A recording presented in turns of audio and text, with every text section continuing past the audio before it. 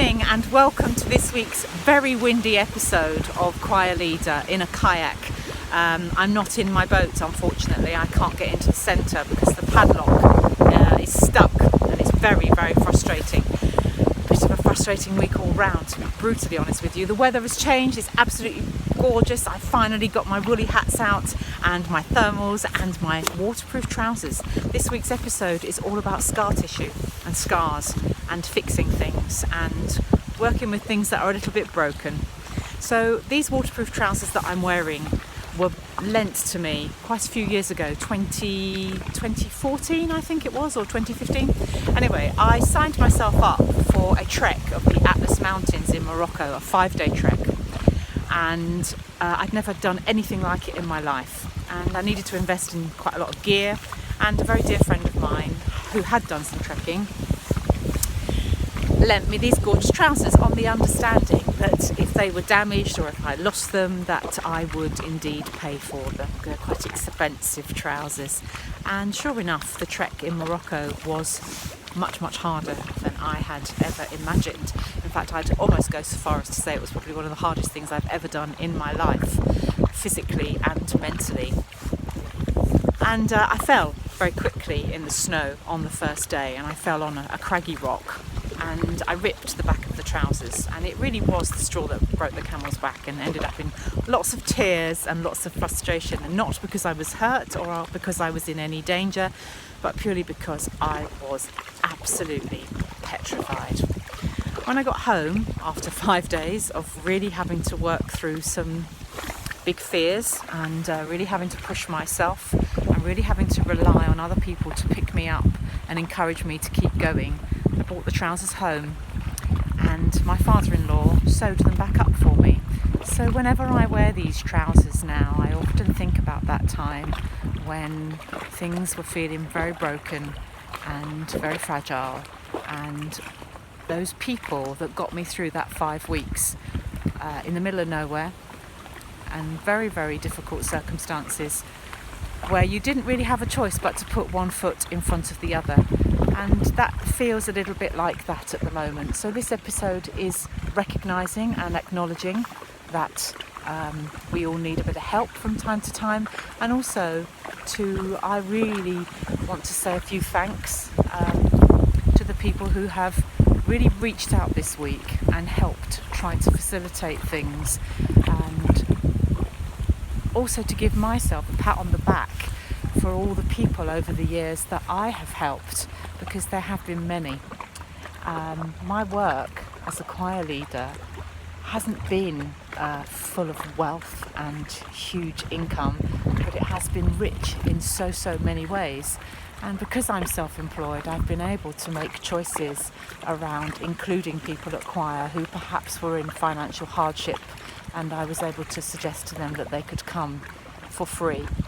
I have always engaged professional musicians, and I have always paid them accordingly, and I'm really, really proud to have done that.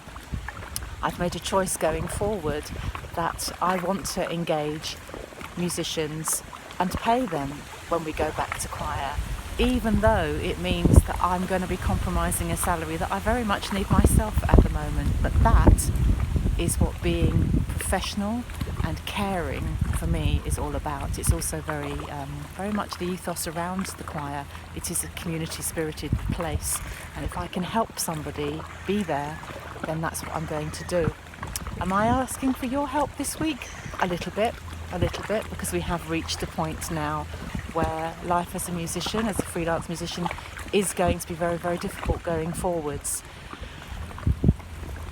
I went busking last week, not because things have got that financially dire that that's my only choice, but because I want to make music with others. However, it was really disappointing to watch other buskers take a space and leave no room for others, to not share that audience that we all need at the moment for various reasons.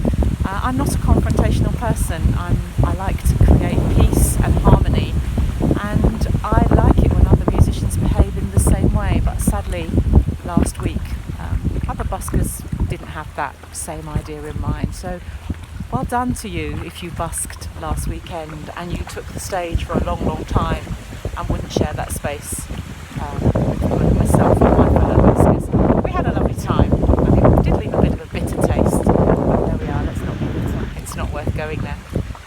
So I did say I wanted to say a few thank yous this week. I want to say a massive thank you to the choir member who just reached out and said, do you need some help, Mary? What can I do to really get the choir going? Because I know you're working incredibly hard at the moment, because I am working really hard.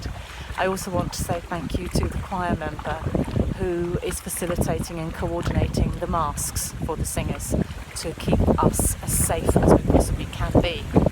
Because rest assured, I have done everything to keep us safe going forwards to sing together.